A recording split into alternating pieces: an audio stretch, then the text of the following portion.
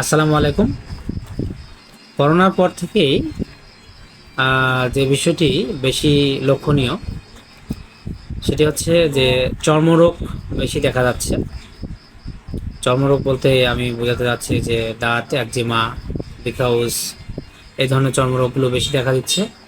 তবে সতর্কতা স্বরূপ আমি দুটো পরামর্শ আপনাদের দিতে চাই যে আপনারা অবশ্যই আহ, এই ধরনের চিকিৎসা করলে পরিবারের সকলেই একসঙ্গে চিকিৎসা করবেন।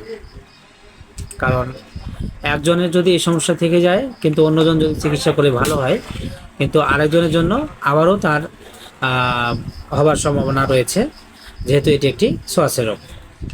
এবং যে সমস্ত জিনিসগুলো আমরা সকলেই ব্যবহার করি, একের জিনিস অন্য ব্যবহার করি, যেমন হতে পারে সেটি টাওয়াল, হতে পারে সেটি বিছানার চাদর।